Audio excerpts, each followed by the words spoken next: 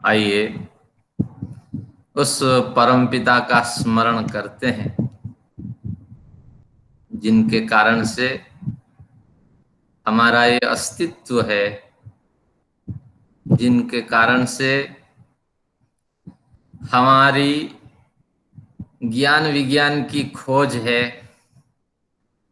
तो आइए उस खोज को बढ़ाते हैं, परमपिता का स्मरण करते हैं। आज मंत्र लेते हैं,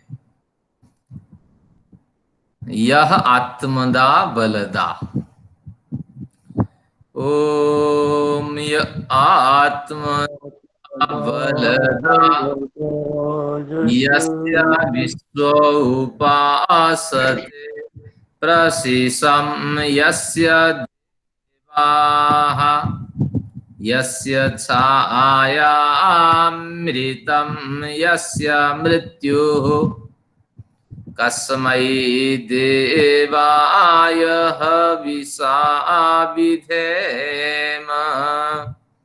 ओम शांति शांति शांति।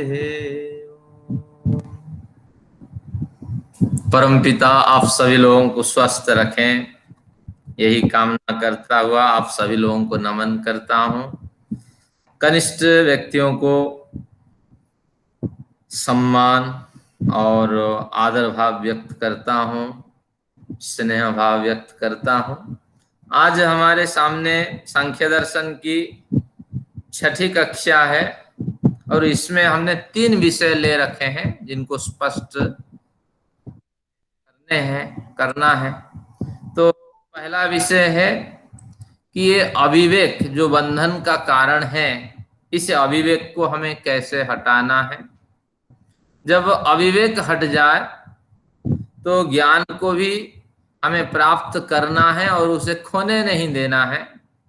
तो अविवेक का विनाश और ज्ञान की प्राप्ति, साथ में क्रिया के अनुसार सृष्टि का जो वर्णन है, इस तरह इन 3 जो विषय हैं इनको हमें कवर करना है। और जैसे मैंने कहा था ये सरल शास्त्र है। पूर्व प्रकरण को थोड़ा स्मरण करते हैं। अभी तक हमने 3-4 बिंदुओं पर चर्चाएं की हैं। पहला बिंदु अत्यंत पुरुषार्थ रहा, दूसरा बिंदु इसकी उपयोगिता, इस पुरुषार्थ की हमारे लिए है या नहीं, इस पे भी हमने चर्चा की। तीसरे बिंदु में हमने जीवात्मा के स्वरूप का अध्ययन किया। चतुर्थ बिंदु में जीवात्मा के बंधन का जो कारण है उसने अविवेक को ही स्पष्ट किया कपिलाचार्य ने। तो इस तरह इन 4 बिंदुओं के बाद अब पहुंच कि ये अविवेक है क्या, प्रश्न सबके मन में है। और ये 1 हफ्ते से ये प्रश्न चल रहा है कि अविवेक ही बंधन का कारण है। ये अविवेक क्या है, जब हमें स्पष्ट हो जाए तो फिर हम आगे सोच सकते हैं कि अविवेक को हटाना या नहीं हटाना। तो जिनके पास पेन है वो लिख लें, क्योंकि आगे विस्मरण विषय होगा। अविवेक हमें किसे कहना है या हम अविवेक किसे कहते हैं। अविवेक का मतलब विवेक से रहित हो जाना, ये अविवेक है। और विवेक शब्द का अर्थ होता है, वि उपसर्ग है, यहाँ बीच विवेचना है। तो निर्णय करना, विवेचना करना, समीक्षा करना, तो निर्णय विवेचन समीक्षा करने की समझ रखना ही विवेक है।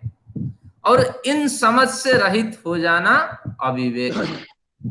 पहले इसको समझ लेते हैं, फिर मैं अविवेक के स्वरूप आपको लिखवा दूंगा। जैसे मैं बोल रहा हूं, कुछ निर्णय समझ उत्पन्न अंदर हो रही है, उसके हिसाब से मैं बोल रहा हूं। आप सुन रहे हैं, कुछ समझ अंदर अंदर ही उत्पन्न हो रही है और जिसे आपको प्रसन्नता की अनुभूति होती है, आप घंटों बैठ जाती हैं या जाते हैं। तो निरर्थक नहीं है, समझ हमारे अंदर भी है, आपके अंदर भी है। ये समझ हमारे अंदर है। बाहरी दुनिया में देखें, पशु बहुत से होते हैं। गाय वर्षों से घास खा रही है, उसकी समझ क्या नहीं है कि मैं क्या खा रहा हूं और इसमें थोड़ा बदलाव कर दूं, ये समझ नहीं है। बाकी समझ तो है, कौन सी घास खाऊं कौन सी न खाऊं और समय के अनुरूप खाऊं, ये समझ तो है, इसमें कोई भ्रांति नहीं है। लेकिन भ्रांति इस बात की है कि मैं बरसों इसी घास को खा रहा हूं और कुछ तो खाऊं, कुछ चटपटा खाऊं, कुछ अलग खाऊं, कुछ अलग खाऊं, ये समझ उसकी नहीं है। चिड़िया दाना चुग रही है, ये भोजन परिवर्तन की समझ नहीं है। और सांड जो है या बैल जो है रस्सी में बंधा हुआ है, उनकी समझ, इतनी हिम्मत है उनमें, ये रस्सी क्या, एक मकान को भी तोड़ के निकल सकते हैं, लेकिन उनकी समझ इतनी बड़ी ही नहीं है कि इसको जो रस्सी में वो बंधे हुए पड़े हुए हैं उसको तोड़ नहीं पाते हैं। शेर भी वही मांस खा रहा है, खाता रहा है, लेकिन उसको उसमें अरुचि उत्पन्न नहीं हो रही है। तो इसी तरह देखिए, सर्प जो है उसकी समझ, पहचान की समझ की कमी है। 10 बच्चा पैदा कर देता है, जब भूख लगता है 4-5 बच्चा सर्प भी खा लेता है। मछलियां हजारों मछली पैदा कर देती है, समझ है नहीं मेरी बच्चा मेरे मेरे बच्चे कौन है, और उनमें से थोड़ा बहुत खा लेती है। तो तात्पर्य ये रहा कि इस तरह समझ जब उत्पन्न नहीं होती है तो विवेक होते हैं। लेकिन जानवर में और कई तरह की समझ है, लेकिन ये समझ नहीं है। लेकिन मनुष्य के पास सभी तरह की समझ है। मैं क्या बोल रहा हूं आप समझ रहे हैं, आगे क्या करना है ये समझ है, इसका बिल्कुल इसका जो क्या कहेंगे आउटकम क्या निकलेगा, परिणाम, ये भी समझ है। सारी समझ के साथ मनुष्य व्यवहार करता है, इसलिए मनुष्य विवेकशील प्राणी है। लेकिन इस विवेकशील प्राणी के पास जब अपनी समझ नहीं होती है, अपने उद्धार की समझ नहीं होती है, तब इसको हम अविवेक कहते हैं। ईशोपनिषद की पंक्ति लीजिए, अंधम तमः प्रविशन्ति जेके चात्म हनुजना, जो आत्मा के हत्यारे होते हैं वो घनघोर अंधकार में गिरते हैं।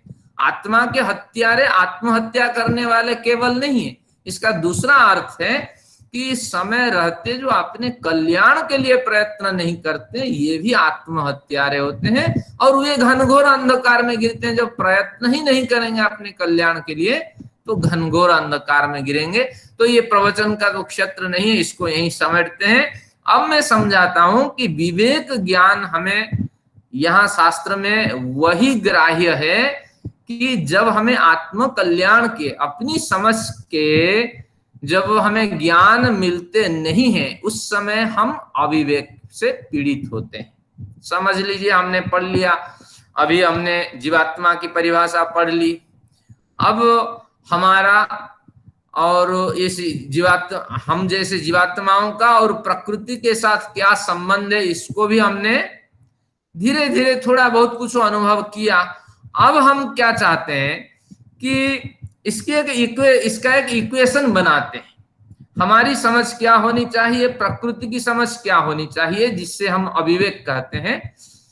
हमने क्या समझा कि प्रकृति अचेतन है, प्रकृति भोगमयी पदार्थ है, प्रकृति सुख दुख और मोह उत्पन्न करने वाली है, और प्रकृति 3 गुणों से बंधी हुई है। एक बार फिर इसको आप समझें या नोट करना चाहे नोट करें, क्योंकि अविवेक को समझना है। प्रकृति अचेतन है, प्रकृति विविध भोगों को उपलब्ध करने वाली है, प्रकृति सुख दुख मोह स्वभाव वाली है, और प्रकृति सत्व रज तम रूपी 3 गुणों से बंधी है। ये ज्ञान तो हम सबको है, थोड़ा बहुत ये ज्ञान तो है, लेकिन हमें इस ज्ञान से परिचय नहीं है। इस ज्ञान से हमारा परिचय नहीं, किस ज्ञान से? मैं एक चेतन जीवात्मा हूं, मैं शुद्ध हूं। शुद्ध से अभिप्राय है कि मैं परिणामादि गुणों से रहित हूं। अवस्था के जो परिणाम होते हैं उन परिणामादि गुणों से रहित हूं। मैं नित्य हूं, नित्य यानी मैं अविनाशी हूं, नहीं मरने वाला हूं।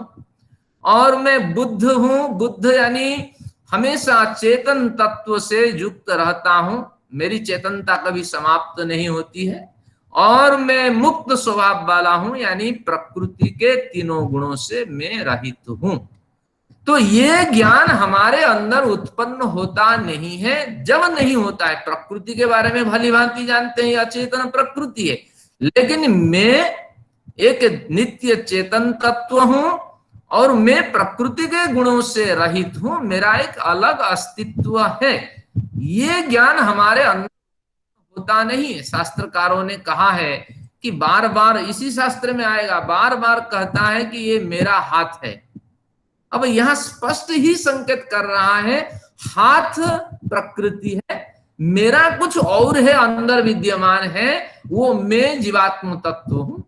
ये ज्ञान न होने के कारण शास्त्रकार कहते हैं हम अविवेक से ग्रसित हैं। प्रकृति के बारे में तो जानते हैं अचेतन है, लेकिन मैं चेतन और प्रकृति के गुणों से रहित हूं, नितांत निर्मल शुद्ध स्वभाव वाला हूं, ये गुण कभी हमारे अंदर उत्पन्न होता, इसी को कहते हैं अविवेक। यही अविवेक बंधन का कारण है। क्यों बंधन का कारण है? सिर में दर्द है, जब दर्द है उस समय पूरी यूनिट हमारे दर्द के साथ कराहने लगती है। यहाँ जीवात्मा भी मौजूद है और जड़ शरीर में जो प्राकृतिक तत्व भी मौजूद हैं, सभी दुखी रहते हैं, दुखी रहते हैं, दुखी रहते हैं। यहाँ क्या करना चाहिए कि यहाँ हमें विवेक ज्ञान का प्रयोग करना चाहिए कि दर्द कहाँ हो रहा है? प्राकृतिक तत्वों में दर्द हो रहा है। प्रकृति में मैं आश्रित हूं, मैं एक अलग तत्व हूं, प्रकृति एक अलग तत्व है। इस तरह प्रारंभिक पर्याय में जब आप स्मरण करेंगे तो जो पूरी यूनिट आपके दर्द के साथ करा, धीरे धीरे दर्द थोड़ा कम होगा। ये प्रारंभिक पर्याय है, समझ, प्रारंभिक समझ की ये प्रारंभिक पर्याय है। धीरे धीरे ये ज्ञान जैसे विकास को प्राप्त करेगा, अभी चर्चा करेंगे किन किन क्षेत्रों में ज्ञान विकसित होता जाता है, तो उस समय आपको दुख नहीं होगा, उस समय आपको कष्ट नहीं होगा, आप साधक के स्तर पे उतर जाएंगे। तो इस तरह बड़ी चर्चाएं होती है। अब मैं कुछ उदाहरण दिखाता हूं ताकि मैं विषय को और अधिक आपको स्पष्ट करा सकूं, ग्राह्य करा सकूं। एक व्यक्ति की पत्नी की मृत्यु हुई, साधक श्रेणी का व्यक्ति रहा, वो प्रकृति और पुरुष के विवेक से परिचित था और उसको इतनी खुशी हुई, इतनी प्रसन्नता हुई, वो गाना गा करके पूरा दिन, जब तक उसका दाह संस्कार नहीं हुआ तब तक वो उत्सव मनाता रहा। लोग पूछते रहे, हम तो रोते हैं प्रिय व्यक्ति की मृत्यु पे, और आप रोए क्यों नहीं? तो वो कहा कि देखो, ये जीवात्मा शरीर से ये छूट गया और परमेश्वर का विशेष आकर्षण इसके प्रति रहा, और जिसके कारण मेरी पत्नी अब परमेश्वर के आकर्षण से नए शरीर की प्राप्ति के लिए परमेश्वर के निकटवर्ती हो रही है। तो ये प्रसन्नता का माहौल है, मुझे रोने का कोई अवसर नहीं है, मेरा शास्त्र भी यही कहता है, इसलिए मैं इस समय प्रसन्नता के साथ खुशियां मना रहा हूं। तो ये शास्त्र का अभिप्राय है। तो प्रकृति पुरुष के ज्ञान जब प्रौढ़ हो जाएगा, तब केवल मैं उदाहरण दिखाता हूं, इसके शैली बताऊंगा कि कैसे ये ज्ञान प्रौढ़ होता है। एक दूसरा उदाहरण दिखाता हूं, किसी के होनहार जो बेटा है वो गुजर गया। अब वो व्यक्ति हंसता रहा और अपनी पत्नी से, अपने बच्चों से बोलता रहा कि देखो होनहार बेटा गुजरा, तुम लोग रोते हो, अरे हजारों स्वप्न हम देखते हैं, एक स्वप्न तो टूट गया। तो यही मानो ना, जरूरी नहीं है कि हर स्वप्न आनंद देने वाला है, दुख स्वप्न से दुख भी मिलते हैं। तो इसलिए बहुत से स्वप्न हमें देखे थे, सुखद स्वप्न था, अगर ये घर बसाता, बहुत कुछ करता तो बहुत कुछ कल्याण होता, बुढ़ापा में हमारा सहारा होता, ये एक स्वप्न था, टूट गया। तो इसलिए संयोग जहां हुआ है, वियोग वहां होगा, बच्चों को समझा दिया। तो ये प्रकृति पुरुष का ज्ञान रखने वाला व्यक्ति कभी विचलित नहीं होता है। और हमने देखा है, अगर दूसरे शास्त्रों की बात करें तो जो व्यक्ति का निधन होता है उस समय दुख 3 कारणों से होता है। तो व्यक्ति 3 कारणों से रोता है, ये आप नोट कर सकते हैं। दुखद स्थिति में व्यक्ति 3 कारणों से रोता है। एक कारण है कृतज्ञता व्यक्त करने के अभिप्राय से। जब माँ बाप गुजर जाते हैं तो बच्चे की भावना होती है कृतज्ञता व्यक्त करूं, क्यों इन्हीं के कारण से शरीर मिला, ये सारा जो ताम झाम है, सारे बैंक बैलेंस है, सारी प्रॉपर्टी है, इन्हीं के कारण से कृतज्ञता व्यक्त करने के अभिप्राय से आप रोइए।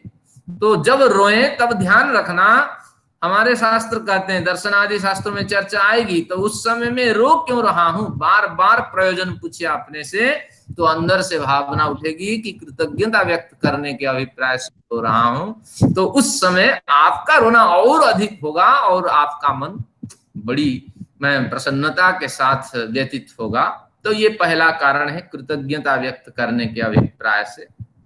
दूसरा इसमें कारण है कि इसके पीछे अतृप्त भोगों की प्राप्ति, अतृप्त भोगों की प्राप्ति के अभिप्राय से, बहुत से भोग होते हैं, पति गुजर जाता है, कमाने वाला पति, या पति तो परिवार का रक्षण करता है, लेकिन उसके गुजर जाने पर पत्नी बड़ी रोती है, चिखती है, चिल्लाती है। क्यों?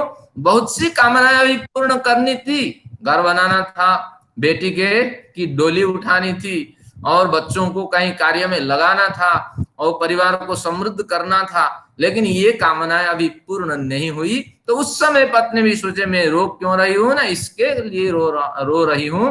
तो इस भावना से ये व्यक्ति अगर रोए तो ये रोना आपको समझ पूर्वक रोना ये कहा जाएगा।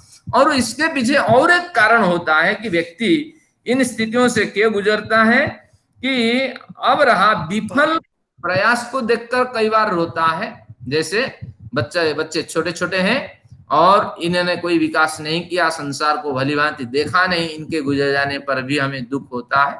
तो उस समय अपने प्रयास को विफल समझ करके व्यक्ति रोता है। तो ये विवेक ज्ञान पूर्वक रोइए, अपने से पूछिए रो क्यों रहा हूं, कि मेरे द्वारा की जा रही जो मेहनत है जब व्यर्थ हो जा रही है, तो इसको देख के मैं रो रहा हूं। तो इस भावना से रोइए, ये विवेक पूर्वक रोना है, और इस रोने के उपरांत आपको प्रसन्नता मिलेगी और आपने अपना फर्ज निभाया, ये माना जाएगा। तो ये विवेक ज्ञान हमें प्राप्त कैसे होगा। अब आते हैं सूत्रकार हमें बताते हैं कैसे प्राप्त होगा। सूत्र पे आइए, 21वां सूत्र है जिसका हमें पालन करना है। नियत कारणात् तदुच्छित्ति, नियत कारणात् तदुच्छित्ति ऋध्वान्तवत्, ऋध्वान्तवत् नियत कारणात् तदुच्छित्ति। तदुच्छित्ति का मतलब तत् उच्छित्ति, उसका उच्छेद हो जाना, उसका विनाश हो जाना। अविवेक का विनाश हमें करना है, क्योंकि अविवेक के कारण से बंधन है। तो कहते हैं नियत कारणत्वात् तदुच्छित्ति, कहते हैं ध्वान्तवत्। पहले ध्वांत ले लेते हैं। ध्वांत शब्द का मतलब अंधकार। अंधकार को किससे विनाश करेंगे? तलवार से कर पाएंगे क्या? सुई से कर पाएंगे क्या? कुल्हाड़ी से कर पाएंगे क्या? बड़ा टेंट लगाने से, टेंट हाउस बहुत बड़ा खड़ा कर देने से क्या अंधकार दूर होगा? नहीं होगा। कारण एक नियत कारण से दूर होगा, वह नियत कारण है प्रकाश। तो प्रकाश के आने से जैसे अंधकार दूर होता है, किसी भी साधन से अंधकार नहीं होता है, तो उसी तरह अविद्या को करने के लिए नियत कारणात्, एक निश्चित निर्धारित कारण ही इसमें चाहिए होता है, वह होता है विवेक ज्ञान। अविवेक के अपोजिट विवेक है। तो कारण है विवेक ज्ञान का। तो जब विवेक ज्ञान रूपी नियत कारण की उपस्थिति हो जाएगी, तो तदुच्छित्ति, उस अविवेक की उच्छित्ति हो जाएगी, उस अविवेक का विनाश हो जाएगा। जैसे ध्वांतवत, अंधकार को मिटाने के लिए जैसे प्रकाश की आवश्यकता होती है, उसी तरह तो हर कार्य को करने के लिए एक साधन जरूर आवश्यकता साधन की होती है। जैसे कपड़े सिलने के लिए सुई की ही आवश्यकता है, तलवार की आवश्यकता नहीं। लड़ाई करने के लिए तलवार की आवश्यकता है, सुई का यहाँ काम नहीं। पेड़ काटने के लिए कुठार की आवश्यकता है, या आधुनिक औजार की आवश्यकता है, दूसरे साधनों की आवश्यकता नहीं। तो उसी तरह अविवेक को नाश करने के लिए हमें विवेक ज्ञान चाहिए। अब शास्त्रकार यहाँ कुछ नहीं कहता विवेक ज्ञान क्या है क्या नहीं। अब आप रुचि रखते हैं थोड़ा इसके बारे में जानकारी हो जाए, आगे विवेक ज्ञान की बड़ी चर्चा होगी, लेकिन हमें अभी तो यही समझ लेना चाहिए विवेक ज्ञान क्या है। गीता की शरण में जाते हैं। गीता बताती है कि सांख्य योग पृथक बाला प्रपदंती न पंडिता। सांख्य योग में कोई भेद नहीं है, ये दोनों भाई भाई जैसे हैं, ग्रंथ हैं, इसके सिद्धांत उसके सिद्धांत प्रायः बराबर है। इसलिए बहुत से सिद्धांत अगर यहाँ स्पष्ट नहीं हो रहे हैं तो योग से भी आप ले लें। आइए योग से ले लेते हैं। पहले अविवेक को समझते हैं, उससे होने वाली दुर्गति को समझते हैं, फिर विवेक को समझते हैं। तो अविवेक के पीछे तर्क है। योग दर्शन जब आप पढ़ेंगे द्वितीय अध्याय 23, 24, 25, योग दर्शन द्वितीय अध्याय 23 में, 24 में, 25 में सूत्र आज जाके घर में पढ़ लीजिएगा। जिनके पास पेन है लिख लीजिएगा। तो क्या कहता है सूत्र? कहता है इसमें हमें योग दर्शन में सूत्र कहता है स्वस्वामी शक्तियों स्वरूपोपलब्धि हेतु संयोग। सो स्वामी शक्तियों, हमारा स्वामी कौन है? जीवात्मा। स्व से अभिप्राय, मैं जो बोल रहा हूं सात्विक वृत्ति से प्रेरित होके बोल रहा हूं। ये सात्विक वृत्ति जो है इस प्राकृतिक तत्व है, बुद्धि वृत्ति का स्वरूप है। इसलिए स्व शब्द से यहाँ प्रकृति, स्वामी शब्द से यहाँ जीवात्मा।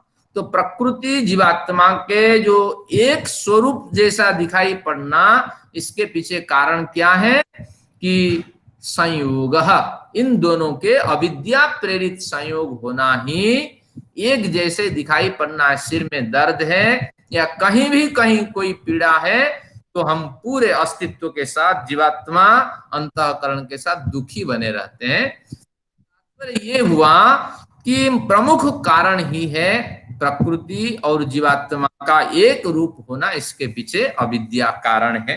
अब समाधान करते हैं। तस्य हेतु अविद्या।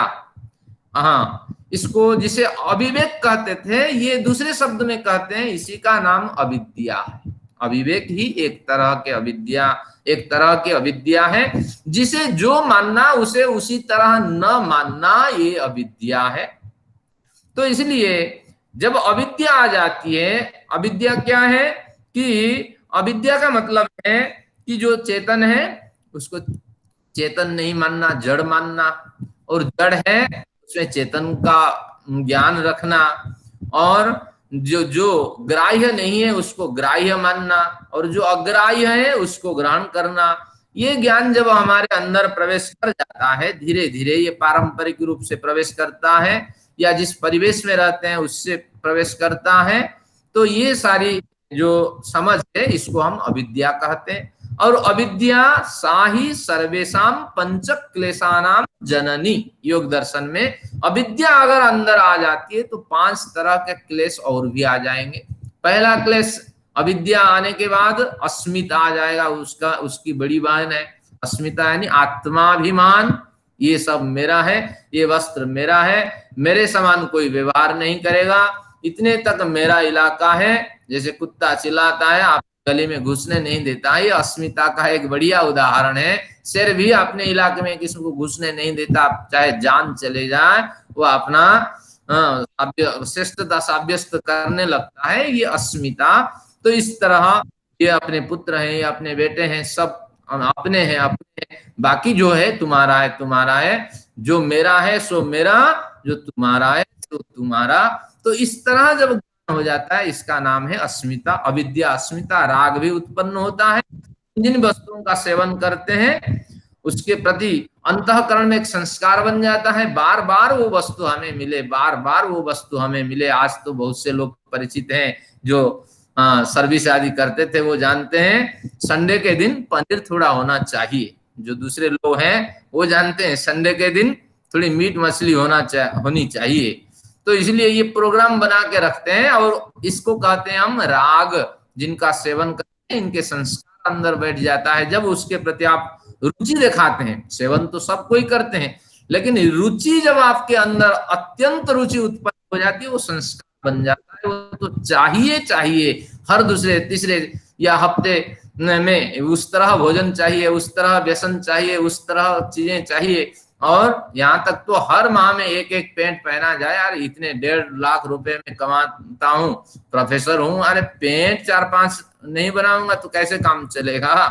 तो ये आप समझ लेना चाहिए, इसको राग कहते हैं। और उस राग में जो अड़चन डालता है, उसके प्रति द्वेष उत्पन्न होता है। तो इस तरह अविद्या, अस्मिता यानी आत्माभिमान, राग, द्वेष और अभिनिवेश उत्पन्न होता है। अभिनिवेश यानी मृत्यु का भय, कि सारी दुनिया बर्बाद हो जाए, मैं तो जिंदा रहूं, मेरी स्वस्थता के लिए अगर लाखों वनस्पतियां तोड़ मरोड़ दिया जाए तो उसके लिए मैं तैयार हूं, सभी को कुचल डालूं, दवाई बनाऊं और मैं खाता रहूं, हजारों को मैं मूर्ख बनाऊं, हजारों को मैं विकलांग बनाऊं, हजारों को मैं नौकर बनाऊं और खुशियां उनको दूं, कोई पैर दबाए, कोई बर्तन साफ करे, कोई झाड़ू मारे, मैं ना मरूं, मुझे बीमारी ना पकड़े। ये होती है अस्मिता। तो मैं, हमारे कारण अनेकों को जब हम पीड़ा देते हैं और हमारी मृत्यु से हम डरते रहते हैं, ये मौत हमें नहीं चाहिए, असामयिक मौत हमें नहीं चाहिए। तो जिन जिन लोगों का हम साधन के रूप में उपयोग करते हैं, तो मृत्यु भय के कारण उस तरह अस्मिता, अभिनिवेश नामक क्लेश उत्पन्न हो जाता है, जिसके कारण जब आपके अविवेक उत्पन्न हुआ, अविद्यादि 5 क्लेश उत्पन्न हुए, और क्लेश मूलः कर्माशय, आगे योग दर्शन कहता है आपका कर्माशय बन गया। जब कर्माशय बनेगा तो सती मूले तद विपाक हो जात्यायुर्भोग, तो मूल बन के तैयार हो गया, तो जाति आयु भोग इस हिसाब से निर्धारित होगा। तो ये अविद्या खतरनाक स्थिति है। अब अविद्या को समझ लेने के बाद हमें इसको हटाने के लिए प्रयत्न करना चाहिए। तो अविद्या के ये 4 स्वरूप मैंने बताए आपको। सबसे पहले अविवेक यानी ना समझ की वृत्ति, ना समझ की वृत्ति के पश्चात इस तरह, इसको भी अविद्या हम कह सकते हैं, 5 क्लेशों का आगमन होता है, और 5 क्लेशों के आगमन से कर्माशय बनता है, ये तीसरा स्टेज। और चौथे स्टेज में क्या होता है कि जाति आयु भोग आदि का निर्णय होता है। अब आते हैं विनाश के उपाय है।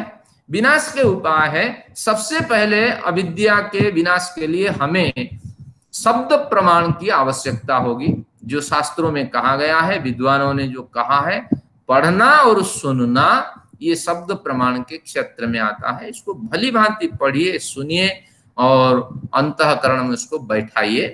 तो इससे क्या होगा ना, धीरे धीरे आपका ज्ञान प्रौढ़ होता जाएगा, समझ बढ़ती जाएगी। आगे क्या होगा, जो आपने पढ़ा, जाना और समझ में गृहीत हुए विषय, तो उन पे आप अनुमान प्रमाण से खोज करना शुरू करिए, बिल्कुल सही है या गलत है। अनुमान प्रमाण क्यों? क्योंकि अविद्या को मात देने के लिए, अविवेक को मात देने के लिए अनुमान प्रमाण ही कारगर है। क्योंकि आगे सूत्र आपको कहेगा, कौन सा सूत्र है, जस्ट आगे कहेगा आपको 25वां सूत्र, अचाक्षुषाणाम अनुमानेन बोधः। क्योंकि जो अचाक्षुष पदार्थ होते हैं, प्रकृति, कर्माशय, जीवात्मा और आपके अंतःकरण, ये चक्षु से नहीं देखे जाते हैं। तो ऐसे पदार्थों की जब आप समीक्षा करेंगे तो अनुमान के बिना किसी पदार्थ से इनकी समीक्षा नहीं हो सकती। उदाहरण में देता हूं आपके सामने। पहले आज व्याख्यानात्मक ये सत्र होगा, क्योंकि सत्र को समझना जरूरी है। तो अब मैं प्रमाण देता हूं। शब्द प्रमाण से हमने पढ़ा या विद्वानों से सुना। क्या सुना? तदंतरस्य भूतस्य तत्तु सर्वस्यास्य बाह्यतः, वह परमेश्वर, तत् अंतः अस्य भूतस्य, ये संपूर्ण पंचभूत समुदाय में वो विद्यमान है। तत्तु सर्वस्य बाह्यतः, इस पंचभूत के बाहर भी वही विद्यमान है, अंदर भी वही विद्यमान है, ऊपर भी वही विद्यमान और नीचे भी वही विद्यमान है। जो भी है तो परमेश्वर सर्वत्र व्याप्त है। अब प्रश्न उठा, परमेश्वर सर्वत्र व्याप्त है, प्रकृति भी तो है, तो फिर ये दोनों में क्लास नहीं होता है, दोनों में संयोग कैसे बैठेगा? कि अगर हमें एक बाल्टी में 15 लीटर पानी भरता है और 15 लीटर उसमें डाल दें, तो कैसे ये पानी रहेगा? पानी तो नीचे निकल जाएगा। तो वही तो आयतन है, इसमें ईश्वर भी बसता है, प्रकृति भी बसती है और जीवात्मा भी बसता है। कुछ समझ में नहीं आया तो अनुमान प्रमाण इसमें लगाया जाएगा कि देखो परमात्मा, प्रकृति और जीवात्मा के बीच जो संबंध है ये संयोग संबंध नहीं, ये संबंध व्याप्य व्यापक संबंध है। व्याप्य व्यापक संबंध क्या है? जैसे एक लोहा है, लोहे का टुकड़ा आप ला दीजिए और देखिए कंसेंट्रेशन फॉर्म में इसके सारे एटम्स अपने में संधे हुए हैं और उसका एक अलग फॉर्म है लोहे के टुकड़ा के। अब पता लगता है इसके अंदर कुछ भी नहीं है, कुछ भी नहीं प्रवेश कर सकता है, लेकिन बिजली का प्रवाह उसमें प्रवेश करा दीजिए, सर्वत्र बिजली का प्रवाह विद्यमान हो जाता है। तात्पर्य हुआ, अनुमान प्रमाण से ज्ञान हुआ कि जो सूक्ष्म वस्तु है वो स्थूल वस्तु में भी प्रविष्ट हो जाती है। तो उस तरह सर्वत्र वायु प्रविष्ट है। आपके हिसाब से कहीं कोई जगह नहीं जहां वायु ना हो, लेकिन वैक्यूम में वायु नहीं है, तो वायु से सूक्ष्म आकाश उस वैक्यूम में प्रविष्ट है। तो उसी तरह परमेश्वर भी उससे सूक्ष्म है। तो इसीलिए परमेश्वर संपूर्ण आकाश को भी अपने अंदर सूक्ष्मता के कारण अंदर धारण करके इस संसार में विद्यमान रहते हैं, लेकिन परमेश्वर निर्लिप्त होने के कारण किसी को डिस्टर्ब नहीं करते हैं, किसी से उनका लगाव नहीं है। तो इत्यादि प्रमाण अनुमान से सिद्ध हो गया। तो इस तरह शास्त्र कहता है सबसे पहले आप क्या करिए कि आर्ष ग्रंथों के मदद से शब्द प्रमाण को संग्रह करिए। इसके बाद अचक्षुषाणाम अनुमानेन बोध भवति सूत्र के बल पे अनुमान प्रमाण के आधार पे दौड़ाइए शरीर में जीवात्मा है या नहीं। अगर जीवात्मा नहीं है तो जीवात्मा के रहते सुख दुख यहाँ अनुभूत हो रहा था, भूख प्यास यहाँ अनुभूत हो रहा था, लेकिन इस शरीर व्यक्ति के शरीर से जीवात्मा निकल जाने के बाद इस मृत व्यक्ति के अंदर ये भूख प्यास क्यों नहीं उत्पन्न हो रही और इच्छा द्वेष क्यों नहीं उत्पन्न हो रहे हैं? तात्पर्य है कि इच्छा द्वेष सुख दुख आदि उस जीवात्मा के रहते उत्पन्न होते थे, ये उसी के ही गुण है, निश्चित रूप से उसके साथ चले गए। तो इस तरह अनुमान प्रमाण से इन अचाक्षुष पदार्थों का आपका ज्ञान होगा। जब ज्ञान होगा तीसरे स्टेज आपका क्या है कि तीसरा स्टेज ये आपका बनेगा कि मनन और निदिध्यासन करिए। जब आप शब्द शास्त्र का अध्ययन करते हैं वो अध्ययन हो गया या श्रवण हो गया, तो मनन निदिध्यासन ये प्रक्रिया चालू रखिए। मनन बार बार इसका मनन करिए और निदिध्यासन यानी उसके अनुसार आचरण करिए। ये तीसरा बिंदु है। और चौथा बिंदु इसमें आपको मिलेगा, अब योग दर्शन कहता है, क्या कहता है? विवेक ख्याति रविप्लवा हानोपाय। अब आप कहेंगे कि हम कुछ स्वाध्याय करना चाहते हैं, ये कहां से विवेक ख्याति रविप्लव हानोपाय? तो मैं आपको संदर्भ बता देता हूं। ये दूसरे पॉइंट के 26वें सूत्र है दूसरे अध्याय के। विवेक ख्याति ही अभिप्लवा हानोपाय। जब आपकी विवेक ख्याति अभिप्लवा होगी तो उसी से ही आपके दुखों का विनाश होगा, दुखों की हानि होगी, आपके पीड़ाओं की हानि होगी और आपके जो अविवेक है उसका विनाश होगा। मैं नहीं कह रहा हूं, हमारे शास्त्रकार कहते हैं विवेक ख्याति अभिप्लवा जब होगी, अभिप्लवा का मतलब न डिगने वाली समझ से जब युक्त होगी। विवेक ख्याति, ख्याति यानी समझ, विवेक यानी विवेक ज्ञान। तो विवेक ज्ञान व विवेक रूपी समझ जब न डिगने वाली स्थिति में पहुंच जाएगी, अभी तो हम सबकी या चाहे वक्ता हो चाहे श्रोता हो, किसी की समझ अभिप्लवा नहीं है। जहां ज्यादा सुख मिलेगा हम उधर भागने के लिए तैयार हैं। तो इसीलिए सब जानते हैं, शास्त्र सब जानते हैं, और दुर्योधन की तरह शास्त्र भी जानता हूं, मेरी प्रवृत्ति नहीं है, और अशास्त्र भी जानता हूं और मेरी निवृत्ति भी नहीं है। तो उसी तरह हम सब अभिप्लवा विवेक ख्याति से अभी युक्त नहीं हुए हैं। जैसे अभिप्लवा विवेक ख्याति से युक्त होंगे तो धीरे धीरे अविवेक का विनाश होगा, लेकिन उतने में नहीं है। फिर कहते हैं तत्र ध्यानजम अनाशयम। अगला सूत्र ये चतुर्थ अध्याय में आपको आएगा 4.6, योग दर्शन के चतुर्थ पाद के षष्ठ सूत्र है तत्र ध्यानजम अनाशयम। और इस सब को करते हुए जब थोड़े थोड़े आप मेडिटेशन करने लगेंगे, तत्र ध्यानजम चित्तम अनाशयम समुत्पादयति। ध्यान से उत्पन्न जो चित्त है वो अनाशय कर्म संग्रह के जो जिससे कर्माशय बनता है, उस कर्माशय को, कर्म संग्रह की प्रवृत्ति को विनाश कर देने वाला होगा। क्योंकि उस चित्त में वासना नहीं रहेगा। जब वासना नहीं रहेगी, जब वासनाएं नहीं रहेगी, तो आपके कर्माशय बनेंगे ही नहीं। तो ये भी 5 प्रक्रिया है। आगे से मैं फिर दोबारा रिपीट करता हूं, क्योंकि आज इसको आपको जान के व्यवहार में लाना है। पहले शब्द शास्त्र के प्रमाण से, आर्ष साहित्य के स्वाध्याय से, शब्द प्रमाण से आपको ज्ञान और विज्ञान को समझना होगा, भारतीय पृष्ठभूमि में जो लिखे गए हैं। दूसरा इसमें है कि अनुमान प्रमाण से इन अचाक्षुष पदार्थों का ज्ञान कैसे प्राप्त हो, इस तरह आपको कुछ समय देना होगा, मनन चिंतन करना होगा।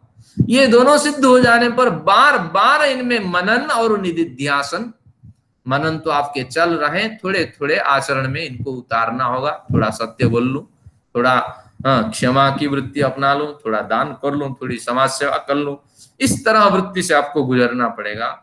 लेकिन इतना पर्याप्त नहीं। जब समझ आपकी अडीग बनेगी, निर्विप्लवा विवेक ख्याति जब होगी, तो वहीं से आपके कर्मा से शिथिल होना शुरू होगा। और ध्यान जब अनाशयम को जब प्राप्त करेंगे, तब फिर धीरे धीरे आपका पूर्व जो संस्कार है बिल्कुल शिथिल हो जाएंगे। और जो नए संस्कार उत्पन्न हो गए आपकी नई समझ के साथ, वही संस्कार अगले जन्म के कारण बनेंगे और इसी से आपकी यात्राएं चलेगी। इसको हम कहते हैं विवेक ज्ञान। तो शुरू आर्ष साहित्य के स्वाध्याय से हम उसी में लगे हुए हैं। अभी 4 और सीढ़ियां पीछे पड़ी हैं, इन पे धीरे धीरे चढ़ेंगे। ये आपका अविवेक का नाश और विवेक की प्राप्ति है। तो अब सूत्र पे आते हैं। 21 नंबर सूत्र में क्या कहा? नियत कारणात, निश्चित निर्धारित जो कारण है विवेक ज्ञान, उससे ही तदुच्छित्ति, ये अविवेक का विनाश होगा, अविवेक की उच्छित्ति होगी। और जैसे ध्वांतवत अंधकार प्रकाश के द्वारा ही निवृत्त हो जाता है, दूसरे किसी साधन से निवृत्त नहीं होता, तो विवेक ज्ञान के बिना ये अविवेक का नाश नहीं होगा। और विवेक ज्ञान आर्ष साहित्य के स्वाध्याय से प्रारंभ होगा और समाप्ति होगी तत्र ध्यानजम अनाशयम। ये 2 सूत्र बल्कि याद कर लीजिए, आज से आपको काम आएगा। विवेक ख्याति रविप्लवा हानोपाय और तत्र ध्यानजम अनाशयम, ये 2 सूत्र आपको रट के रखनी है, क्योंकि सूत्रों को स्मरण करने से बल मिलता है और कर्म करने के लिए हमें प्रेरणाएं भी अंदर अंदर उत्पन्न होती है। आगे आते हैं, सूत्रकार क्या कहते हैं? प्रधाना विवेका दन्य विवेकस्य तद्धाने हानम। प्रधाना विवेका दन्या विवेकस्य तद्धाने हानम। प्रधान अविवेकात। अब यहाँ एक प्रश्न उठाया गया, मां ने एक प्रश्न उठाया होगा, या कपिल अपने तर्क रखते हैं पूर्व पक्षी बन करके कि आपने तो बता दिया कि विवेक ज्ञान हो जाने के बाद धीरे धीरे ये अविवेक का विनाश हो जाएगा, तो हमें तो विवेक ज्ञान के प्रकरण पता हो गए, 5 सिद्धांतों गुजरने के बाद विवेक ज्ञान पूर्ण हो जाता है, तो जिन जिनको ज्ञान हो गया उनको तो मुक्ति मिल जाना चाहिए। हाँ, लेकिन ऐसा नहीं देखा गया है। जैसे जो पंडित बोल रहा है वो तो कहेगा जरूर, ये मेरा घर है, ये मेरी दक्षिणा है, ये मेरा वस्त्र है, और इतने फलाने तारीख को मुझे व्याख्यान देना है, मेरे लिए व्याख्यान तय है, ये मेरी पत्नी है, मेरे बच्चे हैं। आत्माभिमान तो दूर नहीं होता है, जिसको कहते हैं अस्मिता, ये तो दूर नहीं होता है। सब घर द्वार मान के रखता है, उपदेश बढ़िया करता है, और साथ में विवेक अविवेक का ज्ञान उसको होने पर भी कोई परिवर्तन उसमें नहीं आता है। तो इसके पीछे क्या कारण है? पंडित तो कहता है भैया दुख नहीं करना, आप समझ जाना। जब पंडित की पत्नी मरती है तो बेचारा कितने माह तक रोता है वही जाने। तो ये आपको समझ लेना चाहिए। मैंने एक हास्य के लिए बढ़िया एक जोक प्रस्तुत कर दिया। अब आते हैं प्रधाना विवेकात। शास्त्र का है घबराइए मत, जिसको ज्ञान हो गया वो पटरी पे धीरे धीरे चलना शुरू करेगा, तत्काल तो नहीं चलेगा। लेकिन प्रधान अविवेकात, प्रधान यानी मुख्य रूप से प्रकृति और पुरुष के विवेक ज्ञान के कारण, यानी प्रधान जो ज्ञान उत्पन्न हो गया प्रकृति पुरुष का विवेक ज्ञान, उसके कारण से अन्य अविवेकस्य निवृत्तिर्भवति। अन्य अविवेकों का धीरे धीरे निवारण हो जाता है, अन्य अविवेक धीरे धीरे निवृत्ति को प्राप्त कर जाते हैं। तत्काल नहीं होगा। वही पंडित जो आज मेरा घर मेरा द्वार कह रहा है, लेकिन समय आने पर वो भी वानप्रस्थी ले लेगा, वो भी संन्यास ले लेगा, और सन्यासी को सन्यासी का फल मिलेगा, गृहस्थी को गृहस्थी का फल मिलेगा। नरेंद्र मोदी आज करेंगे, कल करेंगे राम मंदिर की प्रतिष्ठा, एक राजनेता को राजनेता का फल मिलेगा, एक वक्ता को वक्ता का फल मिलेगा। ये आप समझ लेना चाहिए। भले ही जितना बढ़िया काम करें, उस हिसाब से जो हमारे वर्ण आश्रम की व्यवस्था है, फल तो उस हिसाब से मिलेंगे। आर्य तपस्वी जी आज उपस्थित है, आर्य तपस्वी जी को जो फल मिलेगा मुझे वो नहीं मिलेगा। क्यों नहीं मिलेगा? सन्यासी को तो सन्यासी का फल मिलेगा, और एक सामान्य गृहस्थी विद्वान को उसका ही फल मिलेगा। इतना अंतर होता है, ये आप समझ लेना चाहिए। तो प्रधान अविवेका के उत्पन्न हो जाने पर, अविवेक के विनाश हो जाने पर अन्य विवेकों की निवृत्ति हो जाती है। फिर कहते हैं तद्धाने हानम, तत्हाने तोड़ दीजिए, तत्हाने हानम भवति।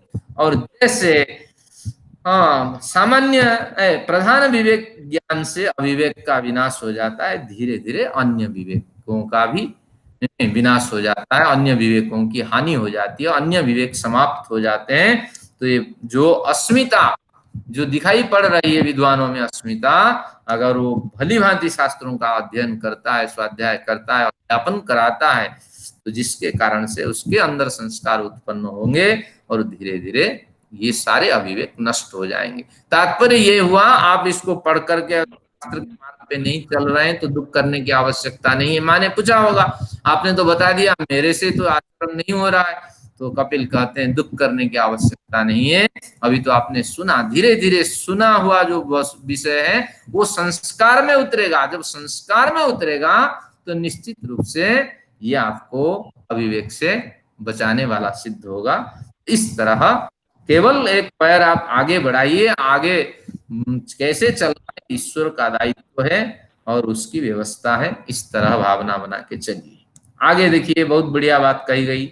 बांग मात्रम न तु तत्वम चित्तस्थिते, कहते हैं कि बिल्कुल बढ़िया है, पुरुष में अविवेक विद्यमान है और विवेक के ज्ञान के द्वारा हम उसको हटाना चाहते हैं। तो अगर हटाना चाहते हैं तो बहुतों में देखा गया है अविवेक भी है और विवेक ज्ञान की चर्चा भी करते हैं। और जैसे सांख्य के सारे सिद्धांतों से परिचित व्यक्ति के अंदर जो अविवेक है, वो अविवेक बिल्कुल कुट कुट करके भरा हुआ है और वो तत्क्षण करते हैं, तत्क्षण क्रोध व्यक्त करते हैं और तत्क्षण विपरीत प्रतिक्रियाएं उत्पन्न करते हैं। तो इसलिए बांगात्रम तु, ये जो अविवेक के विनाश के लिए जो विवेक ज्ञान आपने बताया, मैं मानता हूं बांग मात्रम, यानी केवल कहने के लिए। ये जो आपने बताया मैं समझता हूं ये केवल कहने के लिए है। शास्त्र में बहुत सिद्धांत है, ये सिद्धांत अव्यवहार्य है, ये ग्राह्य नहीं है, व्यवहार में उतरने वाले नहीं है। ऐसे अगर मैं मानता हूं कि ये कथन के लिए है, केवल कहावत है, एक परंपरा बनी है कि एक विद्वान बोले 10 लोग सुने उसको, तो ये परंपरा को बढ़ावा देने के लिए है।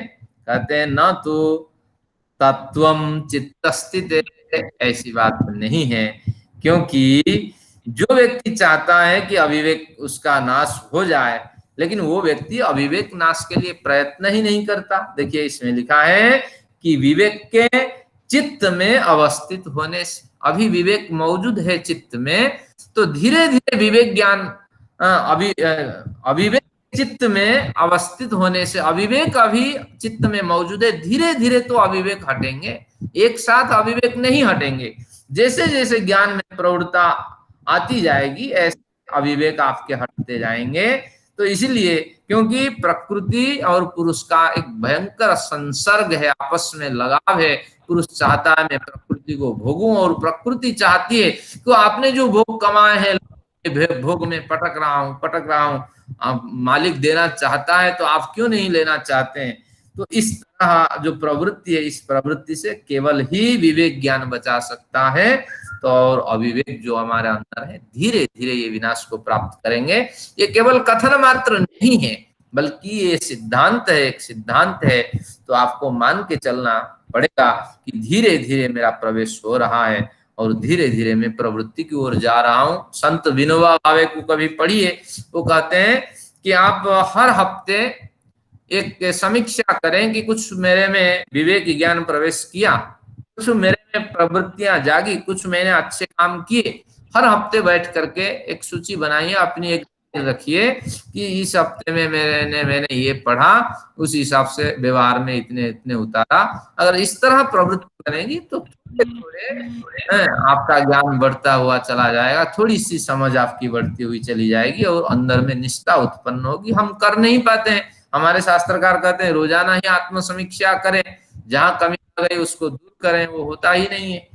तो लेकिन बहुतों के होते हैं, मैंने देखा आज तो 45 से पहले, यानी 4-5, हाँ कितना 6:45 से पहले बहुत से लोगों की उपस्थिति थी। ये आत्म समीक्षा के कारण है। जो लोग आत्म समीक्षा करते हैं तो उनके व्यवहार में, आचरण में परिवर्तन देखा जाता है। आइए आगे देखते हैं। युक्ति तोपी न बाध्यते दिंग मूढ़वत अपरोक्षादृते। अब बहुत बढ़िया प्रश्न यहाँ रखा कपिल के सामने। युक्ति तोपी न बाध्यते, पूर्व पक्षी ने ये तर्क रखा कि अब विवेक ज्ञान के लिए ये 4 चरण चलना बड़ा कठिन है। गुरुओं के उपदेश हम सुनते हैं, शास्त्रों का श्रवण करते हैं, पढ़ लिख तो नहीं पाते हैं, शब्द प्रमाण के आधार पे, अनुमान प्रमाण के आधार पे हम चलते हैं, व्रत करते हैं, उपवास करते हैं, यागादि करते हैं। क्या इससे अज्ञान की निवृत्ति नहीं होगी? एक बार फिर सुनिए, उपदेश सुनते हैं, सुनने की बड़ी रुचि है, और शब्द प्रमाण के आधार पे, अनुमान के प्रमाण के आधार पे चिंतन मनन करते हैं, व्रत उपवास और यज्ञ यागादि करते हैं, दैनिक अग्निहोत्र करते हैं। क्या इससे अज्ञान की निवृत्ति नहीं होगी, अविवेक की निवृत्ति नहीं होगी? तो कहते हैं युक्ति तोपी न बाध्यते। कितनी भी युक्ति आप रख लें कि इन साधनों का मैं अनुष्ठान करता हूं, इनसे निश्चित रूप से अज्ञान दूर हो जाएगा, ये संभव ही नहीं है। क्यों? कहते हैं, बढ़िया उदाहरण देते हैं, दिंग मूढ़वत। दिशा के ज्ञान में जो मूढ़ है, मूर्ख है, मूढ़ यानी मोह से मूर्छित, मोहे न मूर्छिता मूढ़ा, जो मोह से मूर्छित है, तो उस मूढ़ व्यक्ति जो दिशा का ज्ञान जिसको हो ही नहीं रहा है, समझ ही नहीं पा रहा है, दिशा का ज्ञान कैसे होगा? आप उसको भले ही मोबाइल दे दें और दिखा दें, ये देखिए आपका नॉर्थ पोल है, फलाना है, फलाना है, लेकिन वो व्यक्ति मानने को तैयार नहीं है। क्यों तैयार नहीं है? इसलिए तैयार नहीं है कि जिस दिशा को मान रहा है नॉर्थ, अब वो सुई दूसरे दिशा की ओर जा रही है और समझ में नहीं आ रहा है कि वास्तविक ज्ञान क्या है, क्योंकि उस समय सूर्य नहीं है, सूर्य छिपा हुआ है बादल के अंदर और रात्रि आने वाली है। तो इसलिए कोई निर्णय व्यक्ति नहीं ले पाएगा। आप जितना भी प्रमाण दें, नॉर्थ पोल इधर है, वो मानने के लिए तैयार नहीं है, क्योंकि उसको अनुष्ठान करना है और कट्टर व्यक्ति है। तो इसलिए उसको ठोस प्रमाण चाहिए। ठोस प्रमाण कब मिलेगा? जब सुबह सूर्य उदय हो जाएगा और आपके जो डिवाइस आपने दे रखा है, सुई के हिसाब से नॉर्थ पोल का निर्धारण करेगा। सूर्य इधर है तो नॉर्थ पोल है, यानी सूर्य की उत्तरायण गति है या दक्षिणायन गति है, इस तरह सूर्य की स्थिति है। सूर्य को देखने के बाद उसकी दिंग मूढ़ता, दिशा के प्रति जो भ्रम है, वो नष्ट होगा। तो उसी तरह जब अविवेक रूपी सूर्य, विवेक रूपी सूर्य का उदय होगा, तभी ही अविवेक का विनाश होगा। तो विवेक सूर्य के उदय के लिए 2 कार्य और करना पड़ेगा। क्या करना पड़ेगा? निर्विप्लव विवेक ख्याति और साथ में ध्यान जम अनाशयम। ये दोनों को छोड़ करके अगर ऊपर ऊपर सारा आप गुजर जाना चाहते हैं, संभव नहीं। हम तो यही करते हैं, मेडिटेशन कौन करें, अरे घंटे बैठ करके समय कौन खराब करें, कुछ पल्ला ही नहीं पड़ता। तो इस तरह ये दोनों स्थितियों से जब हम नहीं गुजरते हैं, तो कहते हैं दिशा के भ्रम से भ्रमित व्यक्ति के समान हमारी स्थिति रहेगी, कोई बड़ा बदलाव नहीं होगा। फिर अगले जन्म में हमें इस चक्कर में आना पड़ेगा। अब हमें एक बढ़िया सूत्र मिला, अचाक्षुषाणाम अनुमानेन बोधः। कहते हैं बहुत से अचाक्षुष पदार्थ होते हैं, जैसे मैंने कहा पहले तो अंतःकरण आप देखते हैं, मन बुद्धि चित्त अहंकार दिखाई पड़ती हैं, लेकिन अनुभव में ये आते हैं। मन तो कहीं लगा हुआ है, पैर में दर्द है, मच्छर काट रहा है, मन तो उधर जा रहा है, अनुभव केवल विषय में आते हैं, अनुभव के विषय में। तो अंतःकरण अनुभव के विषय में आते हैं, नहीं है, जीवात्मा दिखता नहीं है, परमेश्वर दिखता नहीं है, प्रकृति जो सत्व रज तम गुणमयी प्रकृति है, मूल प्रकृति, वो भी दिखती नहीं है। तो इसीलिए इन पदार्थों का बोध जो है वो साक्षात आप कर नहीं सकते, अनुमान के बल पे इनका बोध पहले प्रारंभिक पर्याय में आप करेंगे, और जब आप ध्यान स्थिति में पहुंचेंगे तब साक्षात्कार इनका संभव है। प्रारंभिक पर्याय में इनका साक्षात्कार नहीं हो सकता, इसलिए ध्यान रखना। ये सूत्र भी महत्वपूर्ण है, इंपॉर्टेंट है, इसमें लेफ्ट साइड पे इंपॉर्टेंट लीजिए, अचाक्षुषाणाम अनुमानेन बोधो भवति। तो धीरे धीरे फिर हम उसको प्रत्यक्ष करने के लिए प्रयत्नशील रहते हैं। तो इन साधनों के बल पे जो सूत्र हमने पढ़े, तो हम अविवेक को हटा सकते हैं और विवेक ज्ञान भर सकते हैं। अविवेक के कारण दुर्गति है और विवेक के कारण हमारी प्रगति है। तो विवेक को रखने के लिए ये 5 सिद्धांत जो मैंने थोड़ी देर पहले बताए, तो उनको आपको याद रखना है। अब एक नया प्रकरण शुरू करते हैं। अविवेक का नाश हो गया, विवेक की प्राप्ति हो गई। अब सृष्टि की उत्पत्ति के बारे में 7 वाक्य इसमें कहते हैं, बड़ा सा सूत्र है, 24वां सूत्र। इस पे आप वाक्यों की संख्या लिख लीजिए, बहुत बढ़िया रहेगा। तो सत्व रजस तमसाम साम्यावस्था प्रकृति, ये पहला वाक्य है। इसमें 7 वाक्य मिलेंगे। प्रकृतेर महान, ये दूसरा वाक्य है। महतोऽहंकारः, ये तीसरा वाक्य है। अहंकारात् पंच तन्मात्राणि उभयमिन्द्रियम्, ये चौथा वाक्य है। तन्मात्रेभ्यः स्थूलभूतानि, ये 5वां वाक्य है। पुरुषा, ये 6ठा वाक्य है। इति पंचविंशतिर्गणः, ये 7वां वाक्य है। कई लोगों को भ्रांति होती है कि योग दर्शन में 24 तत्व है या 25 तत्व है, सांख्य में 24 तत्व है या 25 तत्व है। तो इसका समाधान ये सूत्र कर देता है, पंचविंशतिर्गणः। ये अंतःकरण में संस्कार के रूप में बैठ जाना चाहिए। सांख्य 25 गण समुदाय संघातों की चर्चा करता है कि सृष्टि के अंदर ये सृष्टि की उत्पत्ति से लेकर विनाश तक ये 25 तत्व विद्यमान।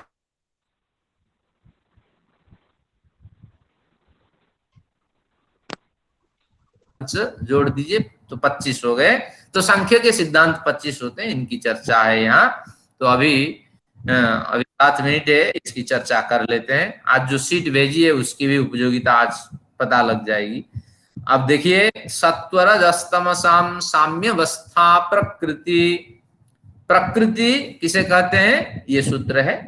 सत्वरजतम, ये तीनों गुण जब साम्यावस्था में विद्यमान रहते हैं तब हम इसे प्रकृति कहते हैं। साम्यावस्था में विद्यमान रहते हैं, और तात्पर्य हुआ इसके विषम अवस्था भी होती है।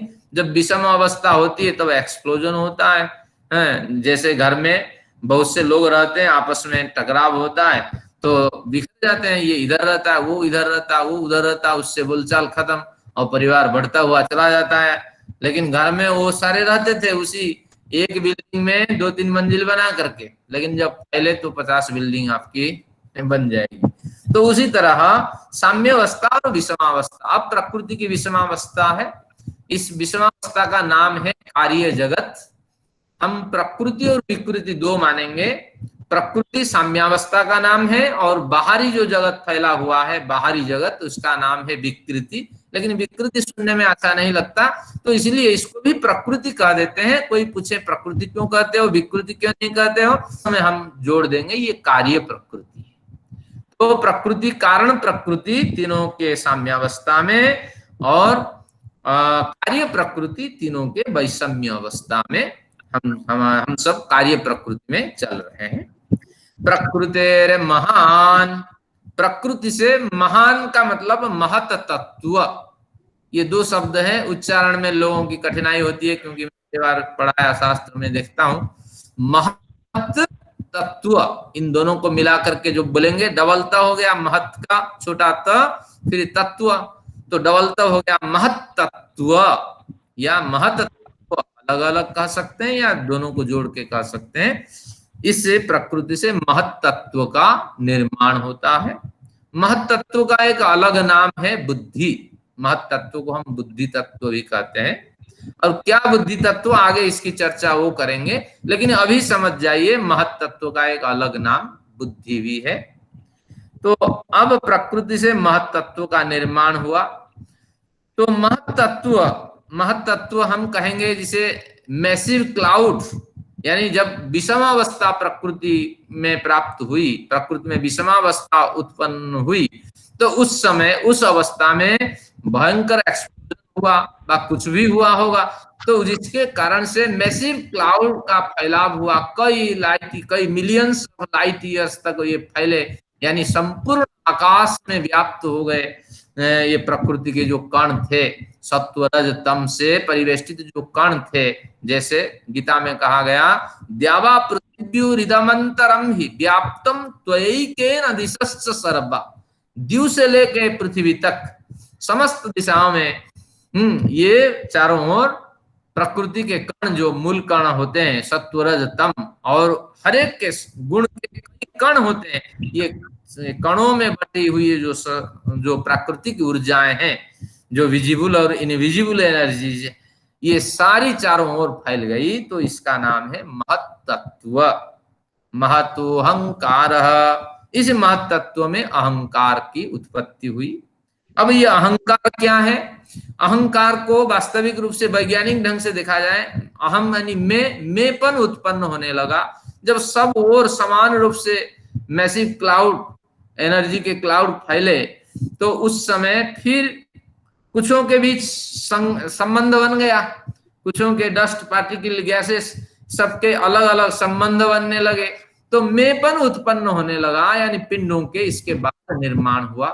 प्रकृति में एक्सप्लोजन के कारण महत्तत्व का निर्माण, चारों ओर बादल का घेरा, जो कॉस्मिक क्लाउड है, इसके बाद फिर अहंकार मेपन का उत्पन्न हुआ। सूर्य अलग हुआ, वो सूर्य का अस्तित्व अलग हुआ, दूसरे ग्रहों का अस्तित्व अलग हुआ, प्लैनेट्स बाद में बने, सूर्य से प्लैनेट्स बने। इस तरह बड़े बड़े जो प्लैनेट्स हैं, मिल्क वेज हैं, और जिनके बीच में ब्लैक होल्स मौजूद होते हैं, ये बड़े बड़े जो महाकाशीय पिंड है, इनका निर्माण हुआ।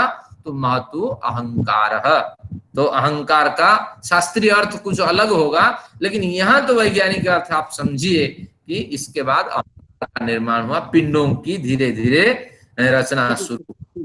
अहंकारात पंच तन्मात्राणि, अहंकार से यानी पिंडों के निर्माण हो जाने के बाद अब मनुष्य को तो आना ही था, धरती आदि पिंड भी बने, मीटराइड एस्टेरॉइड के मार से धीरे धीरे सूर्य के अंदर प्रवाह आते रहे, और ये जितने सूर्य के चारों ओर चक्कर लगाने वाले जो पिंड हैं सूर्य के, तो ये अंश हैं, तो इसलिए सूर्य उसको छोड़ ही नहीं रहा है, अपने आकर्षण से उसको पकड़ रखा है। तो इस तरह ये पिंडों के जब निर्माण हो गया, तब फिर मनुष्य को आना था, प्राणियों को आना था, तो कहते हैं पंच तन्मात्राणि उभय इंद्रियम।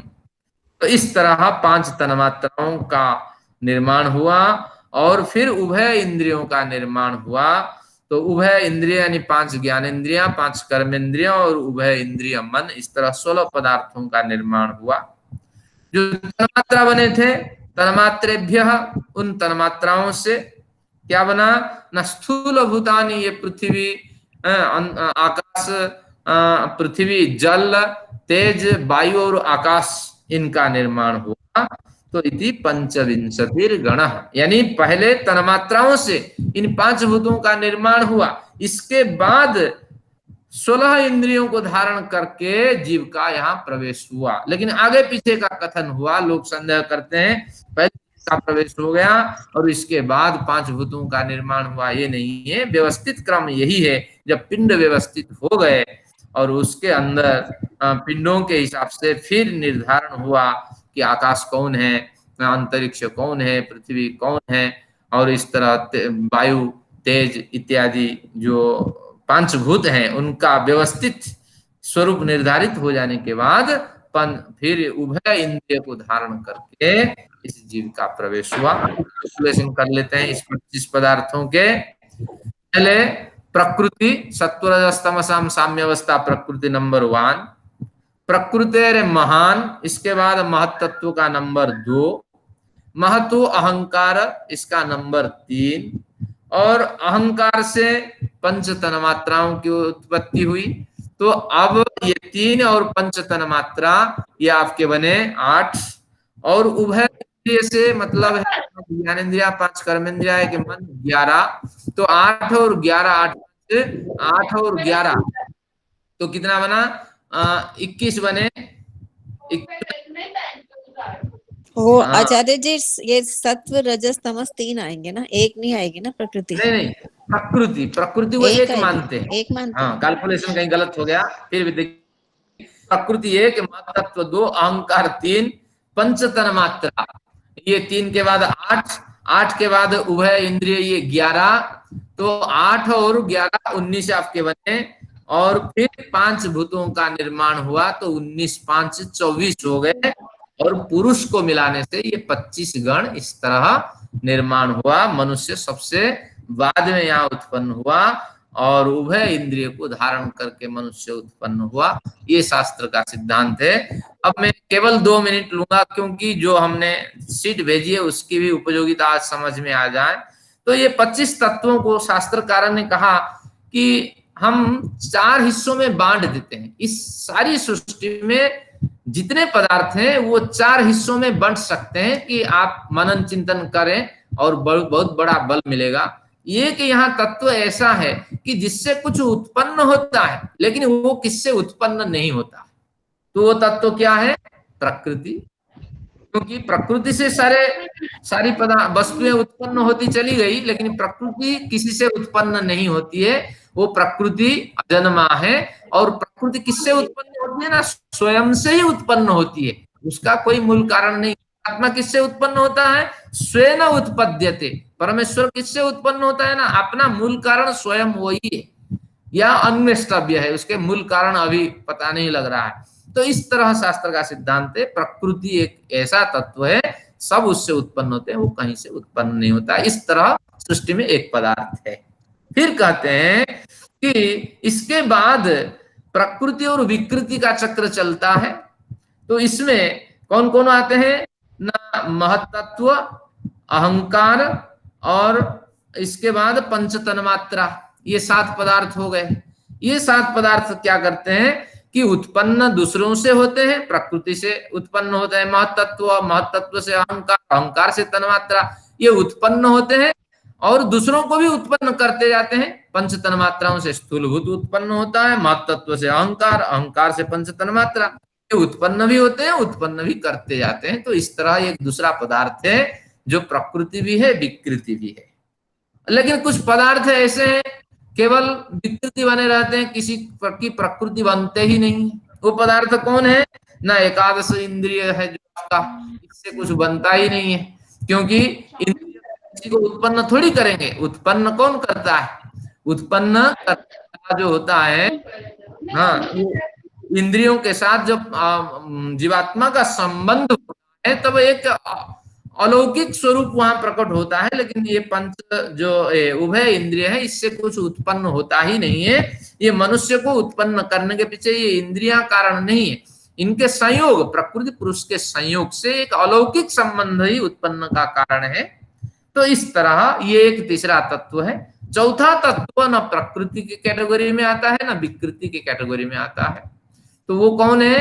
न जीवात्मा है, क्योंकि जीवात्मा से कुछ उत्पन्न होता ही नहीं है, परमात्मा उससे कुछ उत्पन्न होता ही नहीं है। और फिर क्या है, ये भी किससे उत्पन्न नहीं होते, प्रकृति से उत्पन्न होते हैं, लेकिन प्रकृति किससे उत्पन्न नहीं होता है, ये एक पृथक अस्तित्व है। जीवात्मा से कुछ उत्पन्न होता नहीं और जीवात्मा किससे उत्पन्न होता नहीं, ईश्वर से कुछ उत्पन्न होता नहीं, ईश्वर किससे उत्पन्न होता नहीं। इस तरह 4 हिस्सों में हम बांट देते हैं सारे पदार्थों को, और इनके साथ हमारा व्यवहार होता है। अगर कहते हैं मैंने अपने बच्चे को पैदा किया, तो प्रकृति पुरुष के संयोग से एक अलौकिक संबंध उत्पन्न होने पर उत्पन्न होता है। तत्वतः मेरा